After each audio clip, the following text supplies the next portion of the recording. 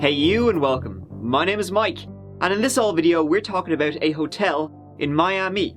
The Fontainebleau. Le Fontainebleau. Sorry about that, but you know, if you're going to give something a French name, you best pronounce it correctly. Quite a storied hotel. Okay, yeah, that's a lie. We're not actually going to be talking about the hotel, because that would be just weird for that chapter. Instead, we're going to talk about the family behind it. And the just insane story of greed, betrayal, and most importantly, Batman memorabilia. Taking all the boxes with this one. Let's give it a go.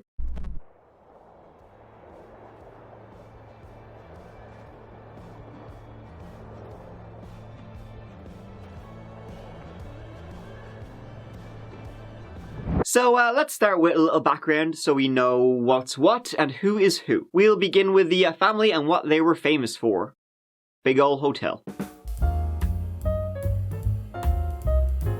The Fontainebleau Hotel is located in Miami Beach, Florida.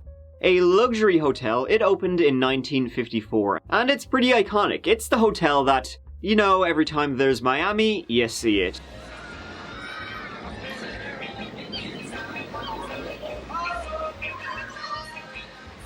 It was the place to be and be seen. The hotel was built and owned by Ben Novack, a hotelier and son of Russian immigrant parents. Ben had an adopted son with his first wife, and in 1952 he married his second, Bernice Stempel, who would become Bernice Novack. Ben and Bernice would have a son, Benji Novack Jr., born in 1956. The Novack family would lose the Fontainebleau Hotel in 1978, when it went bankrupt and would be taken over by another. But the Novack family would remain very rich indeed. Ben Novack would die of heart and lung failure in 1985, and he would be survived by Bernice and Ben Jr. Survived by about 25 years, because in 2009, Jr. was found in a hotel in New York. It was a horrific crime scene that was discovered in Westchester, New York State.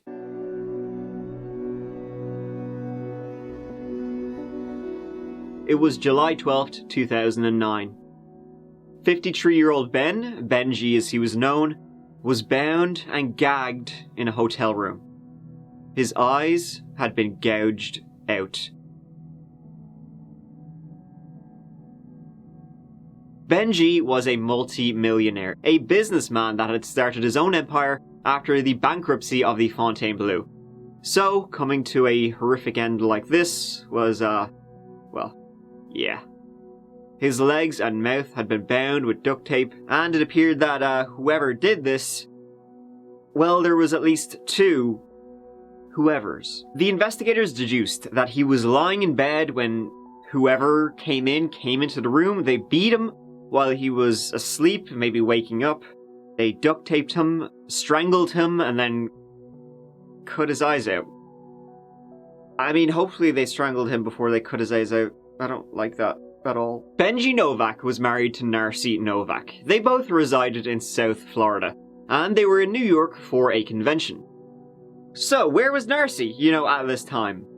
Well, she was the one who reported him dead to the police. According to the police report, she left the room they shared together at 7 AM, went down to get some brekkie, bit of grub, you know yourself, and when she came back 40 minutes later, he was face down on the bed, covered in blood and bound. There was expensive jewelry in the room, and it was still in the room when the police arrived, so, you know, not much of a robbery, even though he was a multi-millionaire. Though, like a gold bracelet that had Ben, you know, written in diamonds, just in case Ben forgets his own name, that was gone. So, like, kind of a robbery, but not really. Well, more tonight on the millionaire murder mystery at the Rye-Town Hilton. The victim, Ben Novack Jr., spent his childhood surrounded by celebrities at another well-known hotel down in Miami Beach. Now just imagine for a second what it would be like to spend your childhood up in a penthouse here. Well, Ben Novack Jr. didn't have to. This was his reality. Now, why would somebody want Ben dead? Well, a little bit about Ben. So Benji, his parents, Ben Sr. and Bernice, were the charming, lovable owners of the Fontainebleau back in the day. They rubbed shoulders with the rich and powerful JFK, Frank Sinatra, Elvis Presley, and they counted themselves, among that group. Benji, he wasn't so charming or likable, really. He was a loner. He was kind of the spoiled, let's be fair, little shit, and grew up to be a big one. According to those that knew him, he was not a nice guy. He was tough, ruthless, unpleasant, a bully. He married Narcy in 1991. Narcy was a former exotic dancer and a single mother from... Narcy and Benji would live the high life. It was far from expensive jewellery and fast cars she was raised, but she got used to that life pretty quickly. Now, this is important to note, so maybe you want to get a pen. Benji loved Batman. He was mad about the Bat. He was probably one of the biggest collectors of Batman memorabilia in America, maybe even the world, with his #1 possession being a replica of the 1960s Batmobile. The shittest Batmobile. Narcy would help Benji with the business. Basically they set up conventions, as did Narcy's daughter, May Abad. May was actually there in New York at the time too for the convention. A convention which was attended by more than 1,000 people, hindering the investigation into who burst into Benji's room and killed him in such a horrific and torturous way.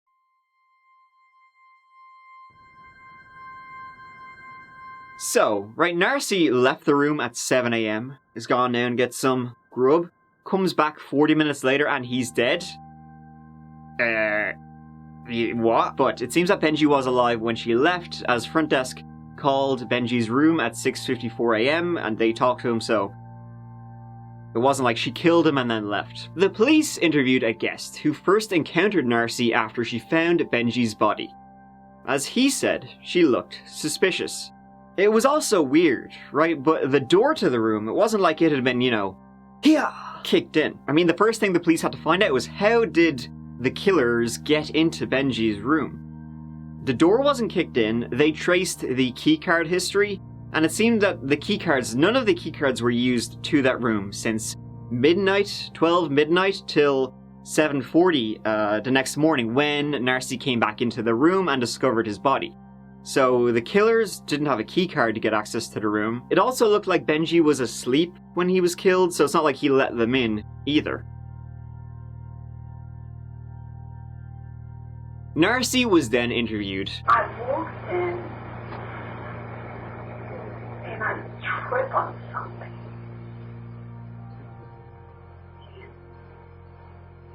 And I realized that he was on the floor and it did not look like Ben. Ben won't be on the floor.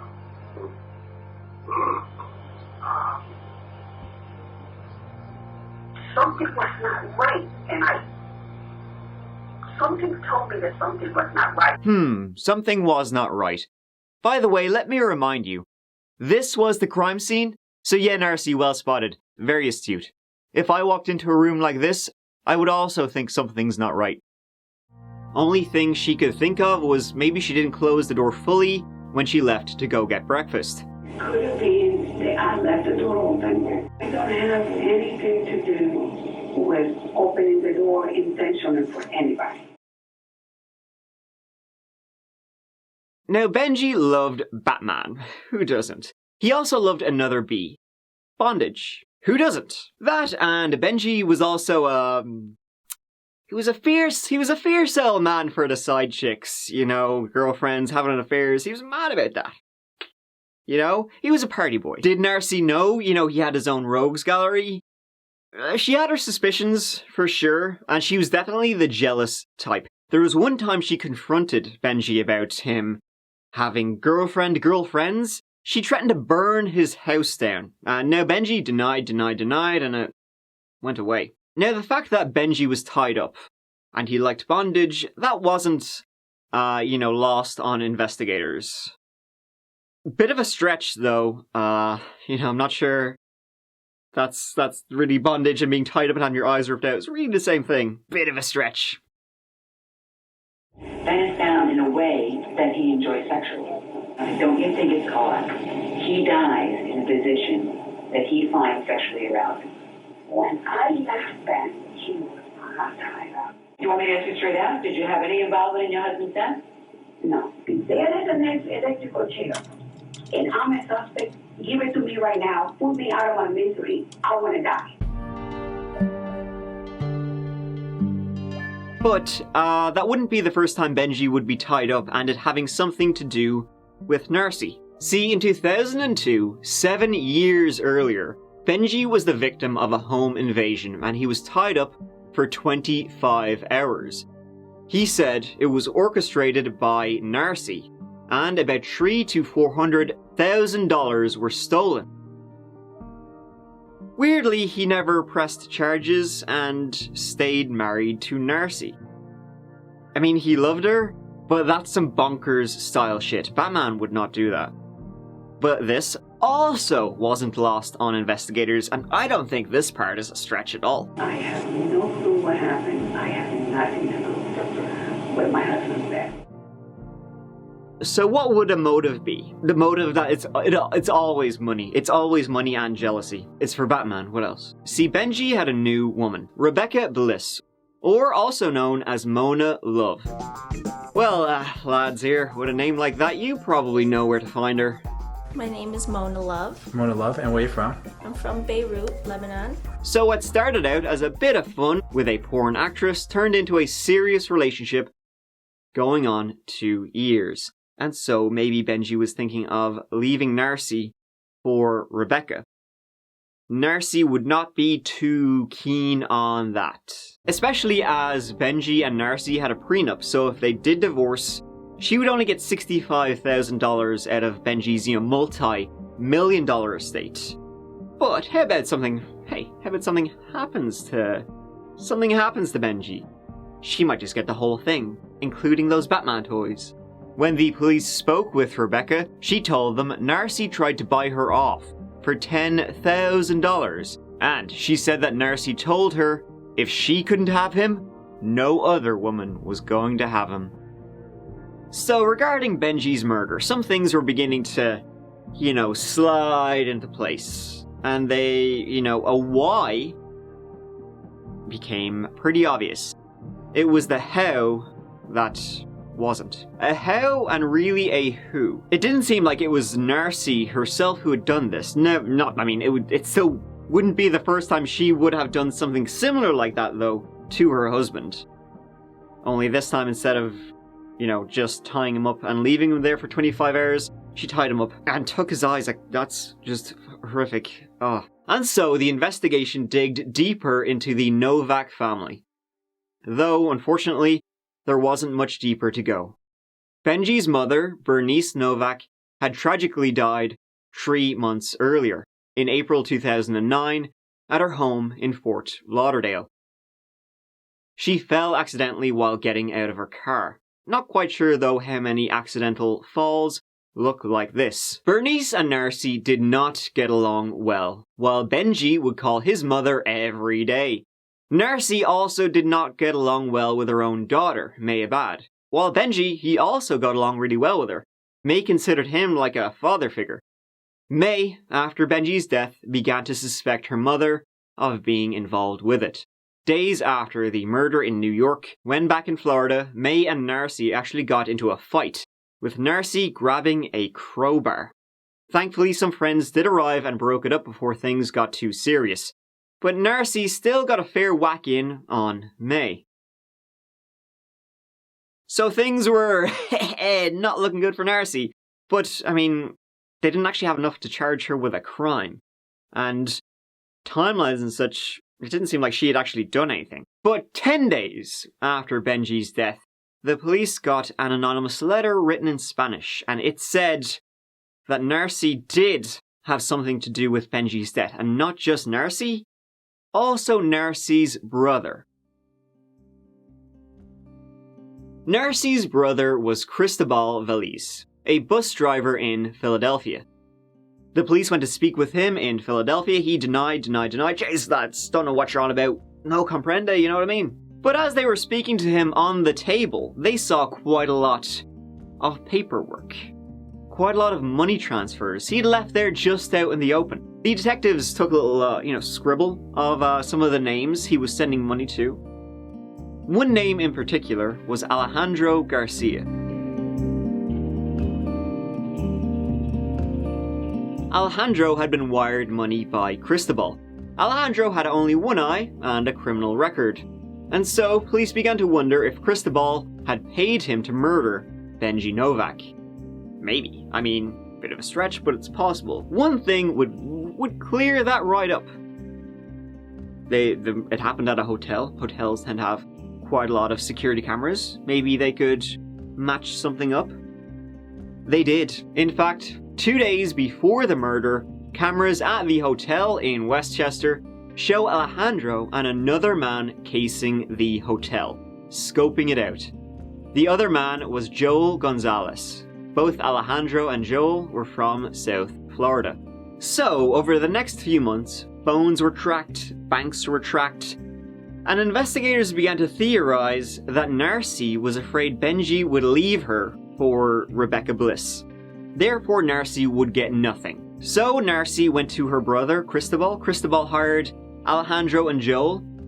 And then, well, that's that. They drove from Florida to New York and murdered Benji Novack as he slept. 4 months after Benji's death, police brought in Alejandro.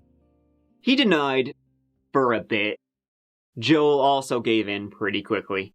And they told the exact story the police had suspected.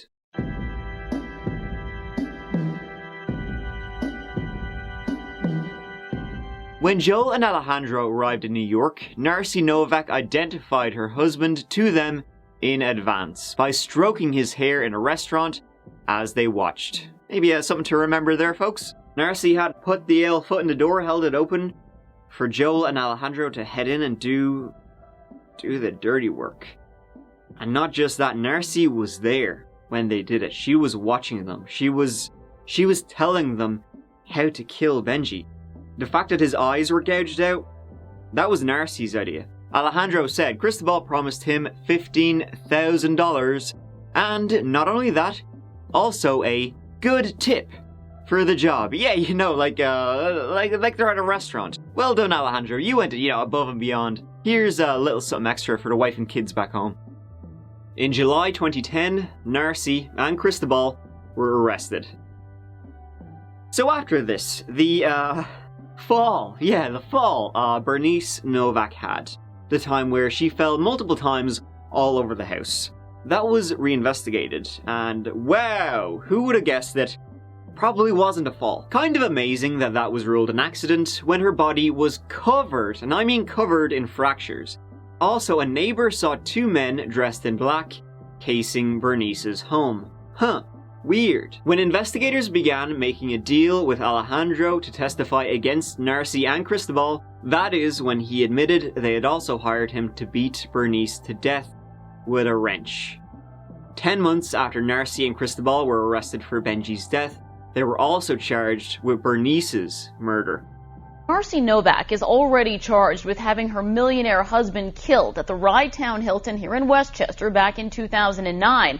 Now investigators say just a few months earlier she arranged her mother-in-law's murder as well. News 12's Tim Cassidy joins us now with the very latest on this new indictment just filed. And Tim. Suzanne, it is a new twist in an already twisted case. Prosecutors believe that Narcy Novack had her husband and mother-in-law killed in an attempt to gain control of Novack's multi-million-dollar estate, estimated to be between $5 and $10 million. Now the only thing Narcy may gain is more time behind bars. Narcy and Cristobal went on trial in New York in 2012. They're looking to seek the death penalty for Narcy Novack and her brother in the millionaire murder case. The two pled not guilty today to new charges that they were behind the murder of Narcy's mother-in-law, Bernice Novack. She's looking forward to her day in court. And Narcy Novack is going to get it. In White Plains Federal Court Friday, prosecutors announced they may now seek the death penalty for Novack and her brother, Cristobal Veliz. The pair is accused of murdering Narcy's husband, Ben Novack Jr., as well as his mother, Bernice Novack, just months earlier. My client says he's never murdered anybody. The Lisa's attorney, Stephen Lewis, believes the government has no case, though, because it's based on the word of a killer. They've obviously made a deal with somebody they now know, by his own admission, is the person who in fact killed Ben Novack and slit his eyes. That makes no sense at all. Either this man is a liar or he is as dumb as a bag of hammers, one or the other. Alejandro and Joel testified against them. During the trial, it was revealed that Narcy had a secret phone that she used at 6:39 on the 12th of July 2009, calling Alejandro and Joel to come to the room where she would let them in. She then popped on down and very obviously tried to make sure that she would be seen by the hotel security cameras so she'd have an alibi. Look at her there, just chilling like a villain in that very particular spot. Oh, on camera? Didn't realize. After testifying on day one of this trial, former Fort Lauderdale Police Detective Steve Palazzo talked about a previous violent incident back in 2002 involving the married couple. Ben had been tied up and held hostage in his house, and ultimately it was Narcy who directed people to do that to him, and of course she was there and involved in it as well. The defense pled not guilty and mainly questioned the credibility of Alejandro and Joel, who had made a deal with the prosecution. In fact, the defense said no, it wasn't Narcy and Cristobal who orchestrated Benji and Bernice's murder. No. You know who it was? I'll tell you. May Abad. Yeah, Cristobal, the prosecution, Narcy herself, they all pointed the finger at her own daughter, who, I suppose, as I said, she did not really get along with. Yeah, they said May Abad, she organized the entire plot. She wanted to get Benji's money and his Batman toys. I mean, we were worth a fuck ton, no joke. This fell to shite when Alejandro told the court that, in fact, May was actually next on his list. His to-do list. In fact, when Alejandro was arrested, he already had a picture of May in his pocket. I guess he was gonna do what Narcy couldn't do with a crowbar. Narcy and Cristobal were found guilty of Benji's and Bernice's murder. Life in prison without parole. 9 weeks, 59 witnesses, and 16 hours of deliberations later, the jury of the millionaire murder trial have found Narcy Novack and her brother Cristobal Veliz guilty of orchestrating one of the most vicious murders in Westchester County history. As a result, the former Miami stripper will most likely lose the rights to her husband's $10 million family estate. The same estate jurors decided that the sibling defendants killed for, not once, but twice, after learning Ben Novack Jr. was having an affair with this tattooed ex-porn star. And that's the story of Benji, Narcy, and all of them on the, Le Fontainebleau. Bernice, she was killed so that Benji would get what she had. And then Benji was killed so that Narcy would get what he had. Oh, and by the way, the anonymous letter that was sent to police, that was written in Spanish, that tipped them off about, Cristobal and Narcy and that they had planned everything. That letter was written by Narcy and Cristobal's sister, another family member. This story is just all about, messed up families. It's also so horrific that Narcy would be in the room as they tortured and murdered her husband. Seriously, though, makes sense why she would do it. That Batman stuff? Mucho dineros. Thank you so much for watching. I really appreciate it. I will see you as always real soon in the next one. Alright, take care of yourselves. Mike out.